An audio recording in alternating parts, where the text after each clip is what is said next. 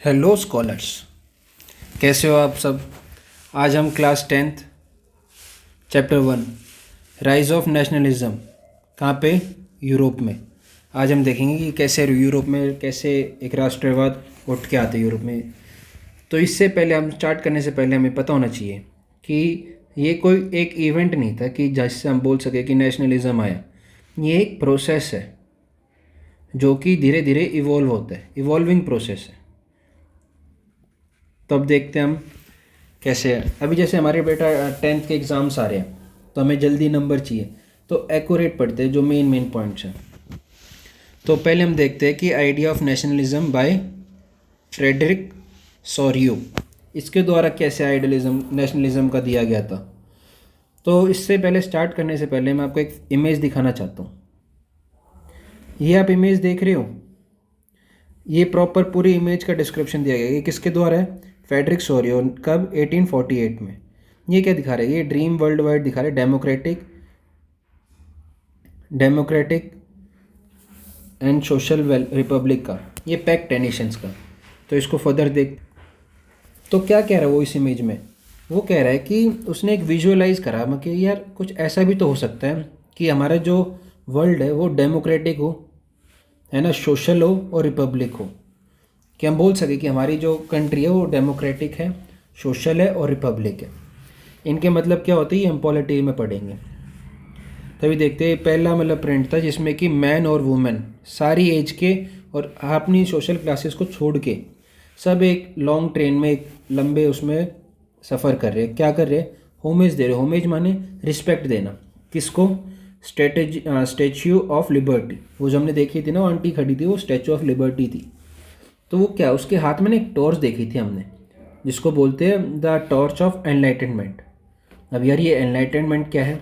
इसने बहुत बड़ा प्ले रोल करा है कि कैसे इसने पूरा नेशनलिज्म राइज हुआ, कैसे विचारधाराएँ आई। ऐसे एक साइड, एक हाथ में तो टॉर्च ले रखा था उसने एनलाइटमेंट का, दूसरे में क्या है? चार्टर था। किसका चार्टर? कि राइट ऑफ मैन, कि एक इंसान का क्या अधिकार होना चाहिए, वो भी उसके पास चार्टर था। On the earth in the four. तो ये दिखा रहा है कि जो हमारे ग्राउंड नीचे कचरा पड़ा हुआ था ना, तो वो दिखा रहा था कि ये एब्सोल्यूटिस्ट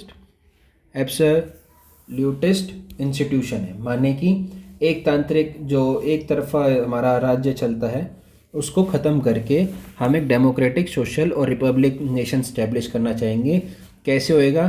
कि हमारे पास टॉर्च है एनलाइटनमेंट की और हमारे पास चार्टर है मैन के, इंसानों के, जिस तरीके से सारी चीज़ें काम करेगी। ये इमेज इम्पोर्टेंट आई। तो अब देखते हैं कि हमारा फ्रेंच रेवोल्यूशन हो तो रहा है 1789 में अभी, और ये इमेज कब दिखा रहा है? 1848 में। तो कितना ड्यूरेशन होगा ना, इसके बीच में घटना हुई होगी। इसी को, इन्हीं इवेंट्स को, इसी जो टाइम जोन है, इसी टाइम जोन को हमने प्रोसेस बोले, इवॉल्विंग प्रोसेस। तो देखते हैं कि पहला नेशनलिज्म कहाँ से आया। तो फ्रेंच रेवोल्यूशन इसलिए हमने पहले पढ़ा क्योंकि फ्रेंच रेवोल्यूशन के बाद ही नेशनलिज्म की बात उठने लगी यूरोप में। क्यों? क्योंकि पॉलिटिकल चेंज चाहिए था और कॉन्स्टिट्यूशनल चेंज चाहिए था कि यार ये जो हमारा राजा है ना, मज़ा नहीं आ रहा है इसमें, एक तांत्रिक लोग नहीं होगा, सारे लोगों का शासन होगा और एक संविधान होना चाहिए, और संविधान में बदलाव की ज़रूरत थी। ये फ्रेंच रेवोल्यूशन के बाद हुआ क्या? कि ट्रांसफ़र ऑफ सोवरेनिटी, जो स्वतंत्रता है ना, वो एक मोनार्क से हट के फ्रेंच के लोगों के पास आ जाए। Proclaimed it was the people who had hands. तो जो लोग थे ना, लोगों ने फिर एक कॉन्स्टिट्यूट करा कि यार एक नेशन होना चाहिए और उसकी डेस्टिनी पीपल को ही जज करनी है। क्या हुआ? During the 19th century nationalism emerge. Force आया क्या? एकदम से चेंज होने लग गया।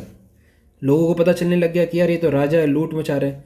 तो पॉलिटिकल और मेंटल पूरा वर्ल्ड ऑफ यूरोप चेंज होने लग गया, जिसके वजह से इमरजेंस कई नेशन स्टेट्स उठ के आने लग गए in place of multi dynasty empire. पहले अलग अलग देखो, पहले अलग अलग, जैसे एक dynasty, B dynasty, C dynasty, इसके अंदर फिर अलग अलग बाइफर्केशंस।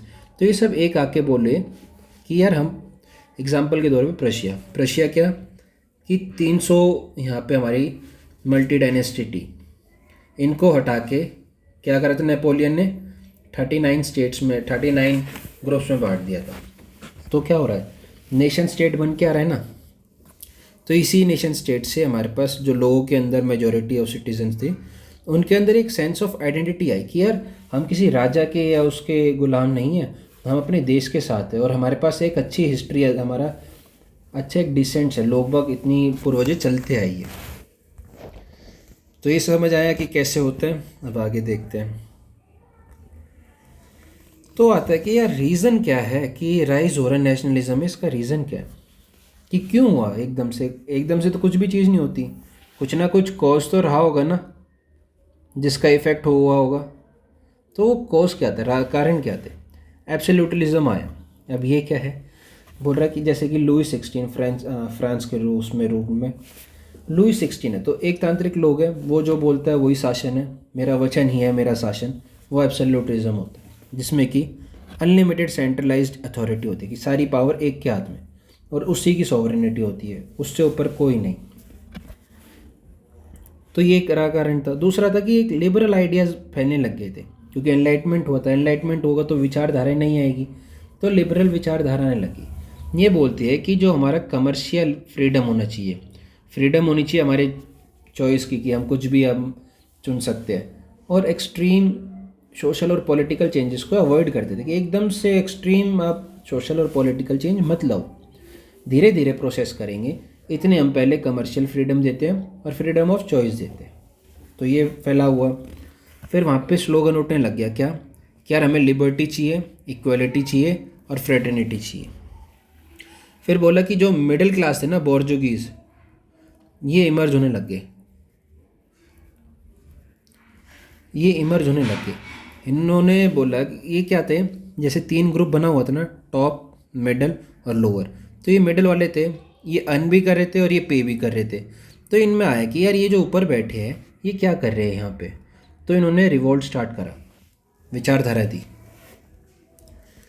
फिर कैसे मतलब ग्रेजुअल डेवलपमेंट होता है ये भी देख लेते हैं साथ साथ। फ्रेंच रेवोल्यूशन होते हैं, फ्रांस की क्रांति होती है 1789 में, हमें पता है। उसके बाद हमारे नेपोलियन आते हैं, नेपोलियन अपना सिविल कोड लेके आता है 1804 में, जिससे क्या क्या होगा, एडमिनिस्ट्रेटिव, पॉलिटिकल चेंजेस आएंगे, है ना, कमर्शियल, तो ये सारे चेंजेस आने लग जाएंगे।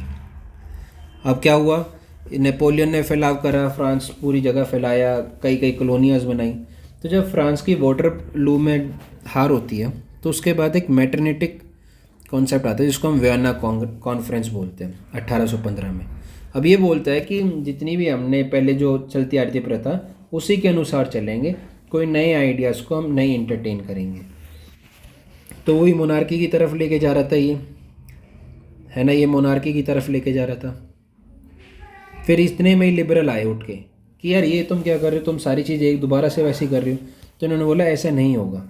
फिर हो गया रेवोल्यूशन स्टार्ट, जुलाई रेवोल्यूशन, फरवरी रेवोल्यूशन, ये इसी के बाद ही होता है। फिर उसके बाद होता है यूनिफिकेशन ऑफ जर्मनी और फिर इटली, जिसको हम विड्रॉल ऑफ वॉलंटरीज के नाम से भी जानते हैं। तो ऐसे धीरे धीरे इम्प्रूव होके नेशनलिज्म का फैलाव हो रहा था। देख लेते हैं। बिगनिंग से ही फ्रेंच रेवोल्यूशन काफ़ी वेरियस मेजर्स और प्रैक्टिस कर रहा था, जिसके वजह से एक सेंस ऑफ कलेक्टिव नेशनलिज्म आने लग गया था। यार हम सब लोग बाग है, राजा के लिए नहीं अपने देश के लिए जीते हैं ऐसे। फिर नेपोलियन ने रेवोल्यूशनरी रिफॉर्म ला दिया, लोगों को पावर दी। एडमिनिस्ट्रेटिव फील्ड में इन्होंने मेरिट बेस लिया है कि नहीं भाई, कोई ऐसा थोड़ी ना कि राजा है तो राजा ही रहेगा, मेरिट बेस रहेगा, जिसको बोला गया सिविल कोड ऑफ 1804, या फिर इसको नेपोलियनिक कोड भी बोलते हैं। फिर यही आइडियाज़ है ना, नेशनल यूनिटी, नेशनलिज्म की तरफ बढ़ता है 19वीं सदी में, जिससे कि एक आइडियोलॉजी ऑफ लिबरलिज्म आएगा कि यार थोड़ा सा लिबरल दो, थोड़ा सा फ्रीडम दो लोगों को। अभी इतना ही। देखो ये जो पढ़ाया है इसी में से एक 5 नंबर का क्वेश्चन बनने के लिए पूरा पॉसिबिलिटी है कि कैसे फ्रांस रेवोल्यूशन से हमारा चेंज हो गया, क्या चेंजेस आए नेशनलिज्म के लिए। ये आइडिया ऑफ नेशनलिज्म है तो ये डेमोक्रेटिक फ़ोटो क्या दिखा रही है, और कि यार रीज़न क्या थे राइज होने के नेशनलिज्म के, तो ये रीज़न भी हो गए। और फिर ये ग्रेजुअल डेवलपमेंट, ये भी हमने देखा। तो इनमें से बेटा 5 नंबर का क्वेश्चन एक पक्का बन सकता है, और आप यहाँ से 5 आउट ऑफ 5 ये पॉइंट लिखने के बाद आराम से ले सकते हो। धीरे धीरे पढ़ेंगे, लंबा है, छोटे छोटे हिस्सों में काम करेंगे और एक एक ब्रेक लगा के आप अपना पूरा सिलेबस कवर करेंगे। Thank you. अगर आपको वीडियो अच्छी लगी तो आप चैनल को सब्सक्राइब कर सकते हैं, दोस्तों के साथ शेयर कर सकते हैं और लाइक कर सकते हैं वीडियो को। और अगर आपको कोई भी डाउट है तो आप मेरे से डायरेक्टली पूछ सकते हो कमेंट करके। Thank you.